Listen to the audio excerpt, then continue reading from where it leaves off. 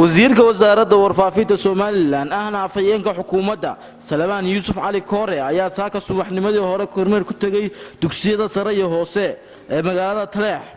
waxaanu halka kula hadlay ardayda wax ka dhigata dugsiyadaasi waxaanu kula dardaarmay inay ku dadaalaan waxbarashada ayna sii wadaan waxaan hadaladiisa kamid ah sida tan wixii awoodaya dawladda Soomaaliland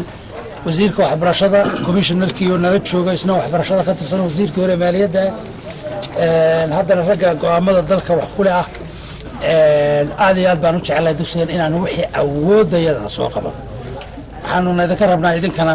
inaad dalka iyo dadka u shaqaysaan oo aan idin isticmaalin ama been idin sheegin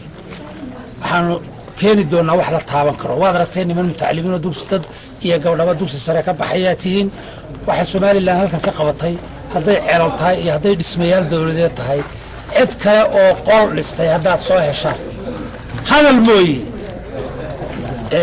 waxbay oran karaan baa la qabtay laakiin annagu waxaanu qabanay saldhigii baanu qabanay kii qaybtaanu dhisnay kii gabratoorahaanu dhisnay wixii kii degmadaanu dhisnay sidaanu dhisnay kii maaliyadaanu dhisnay inta ceel labada ceel baanu shaqo fiican ka qabanay inta dhaamaanu ka dhisnay ceelka kacaya inta dhaamaanu ka dhisnay ceelka qowlo ceelka maragmaad jidadkii berita waxaanu iyaga hawlgelin doonaa wadadii gurigii martida ayaanu dhisi doonaa sidaasaanu anagu wax u qabanayna markaanan magaaladii sidaa wax ugu qabanayno cid baan lacag dhigaysaa sidaa ma tahay dugsiga sare degmada Taleex Secondary School nagu soo booqday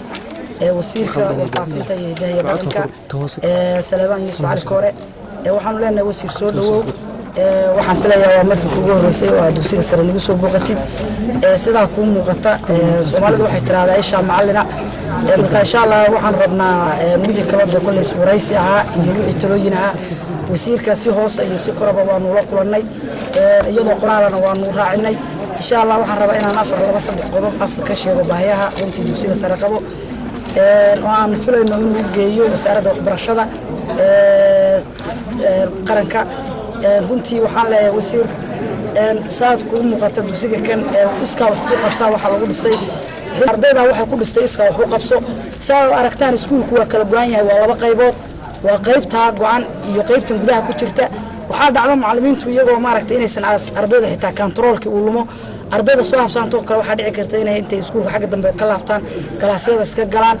marka waxaan horta aad u codsanaynaa in baahiyaha wax laga qabto sida kuwa dayr iskuulka lagu wareejiyo sidoo kale iskuulku waxa aad runtii ugu yar waxyaabaha la yiraahdo library malaha iskuulku runtii oo buugta ay ardaydu wax ka daabacdaan ama reference ay ka raacaan sidoo kale malaha kombiyuutarro maanta waa ognahay adduunku casri buu gaaray oo casriga iskuulku gaaray ama maanta tiknoolajiyadu meesha marayso xitaa hadda waxa dhacda imtixaanaadka centralizerka oo shahaadiga ay ardaydu gasho inaysan sanadkii dhaweed oo kale ardayda Taleex way ka hadhay oo ma ay gelin sababtoo ah ma aysan helin kombiyuutar وفرحان محمد عيديد ورقة تفيق عالمي Som News Taleex